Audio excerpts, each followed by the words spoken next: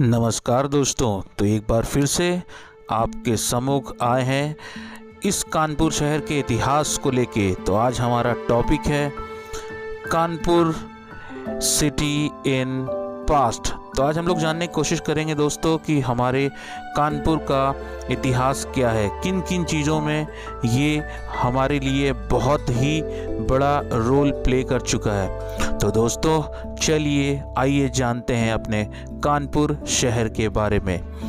तो दोस्तों माना जाता है कि इस शहर का नाम ही सोमवंशी राजपूतों के राजा कान्हा सोम से आता है, जिनके वंशज कान हवांशी कहलाए। कानपुर का मूल नाम कानपुर था। नगर की उत्पत्ति का सचेंदी के राजा हिंदू सिंह से अथवा महाभारत काल के वीर कर्ण से संबद्ध होना चाहे संदेहात्मक हो, पर इतना प्रमाणित है कि अवध के नवाबों में शासन काल के अंतिम चरण में यह नगर पुराना कानपुर, पटकापुर, कुरसवा, जूही, शीशामऊ गांवों से मिलने से बना था। पड़ोस के प्रदेश के साथ इस नहर का शासन भी कन्नौज व कालपी के शासकों के हाथों में रहा और बाद में मुसलमान शासकों के। 1773 से 1801 तक अवध के नवाब अलमास अली का यहाँ सुयोग शासन रहा।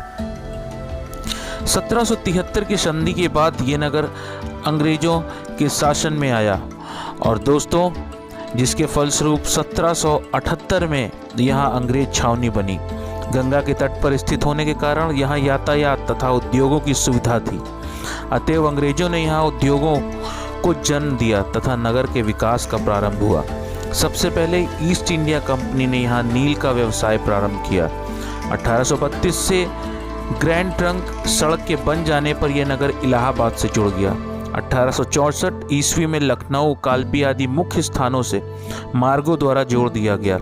ऊपरी गंगा नहर का निर्माण भी हो गया। यातायात के इस विकास से नगर का व्यापार पुनः तेजी से बढ़ा। विद्रोह के पहले नगर 3 ओर से छावनी से घिरा हुआ था। नगर में जनसंख्या के विकास के लिए केवल दक्षिण की निम्न स्थली ही अवशिष्ट थी। फलस्वरूप नगर का पुराना भाग अपनी सकरी गलियों, घनी आबादी और अव्यवस्थित रूप के कारण एक समस्या बना हुआ है। 1857 के विद्रोह के बाद छावनी की सीमा नहर तथा जाजमऊ के बीच सीमित कर दी गई। फलस्वरूप छावनी की सारी उत्तरी पश्चिमी भूमि नागरिकों तथा शासकीय कार्य के निमित्त छोड़ दी गई। 1857 के स्वतंत्रता संग्राम में मेरठ के साथ साथ कानपुर भी अग्रणी रहा। नाना साहब की अध्यक्षता में भारतीय वीरों ने अनेक अंग्रेजों को मौत के घाट उतार दिया।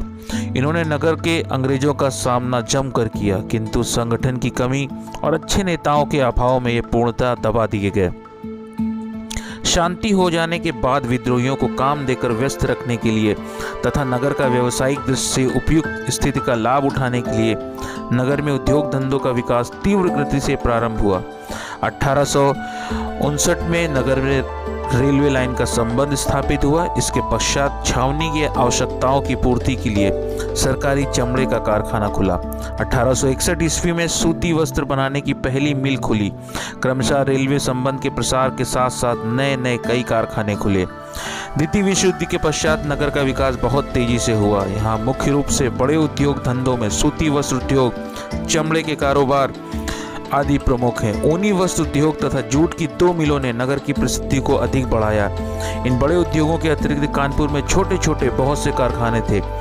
प्लास्टिक का उद्योग, इंजीनियरिंग तथा इस्पात के कारखाने, बिस्किट आदि बनाने के कारखाने पूरे शहर में फैले हुए हैं। मान्यता है इसी स्थान पर ध्रुव ने जन्म लेकर परमात्मा की प्राप्ति के लिए बाल्यावस्था में कठोर तप किया और ध्रुव तारा बनकर अमृत की प्राप्ति की। यहाँ के जो मुख्य आकर्षण है वो शोभन मंदिर, नानाराव पार्क, ब्लू वर्ड, चिड़ियाघर, राधा कृष्ण मंदिर, सनातन मंदिर, कांच का मंदिर, श्री हनुमान मंदिर, पनकी। और दोस्तों अगर एरिया की बात करें तो ये 1040 स्क्वायर किलोमीटर है। पॉपुलेशन यहाँ की 4137,489 2001 के अनुसार। सीजन नवंबर फरवरी है। STD code 012। Temperature minimum 10 degree और मैक्सिमम 48 डिग्री और लिटरेसी 77.63% है। दोस्तों आई होप कि आप लोगों को ये सारी जानकारी बहुत ही अच्छी लगी होगी। अगर आपको अच्छी लगी हो तो हमारे चैनल को लाइक कीजिए, सब्सक्राइब कीजिए और ज़्यादा से ज़्यादा शेयर कीजिए। तो दोस्तों इसी के साथ अभी के लिए तो गाइज़, अगर आपको ये वीडियो पसंद आया तो हमारे चैनल को लाइक कीजिए, सब्सक्राइब कीजिए और ज़्यादा से ज़्यादा शेयर कीजिए, ताकि हम लोग और भी अच्छी अच्छी जगह और रोचक बातें आपके सामने लेकर आएँ। Thanks for watching, bye.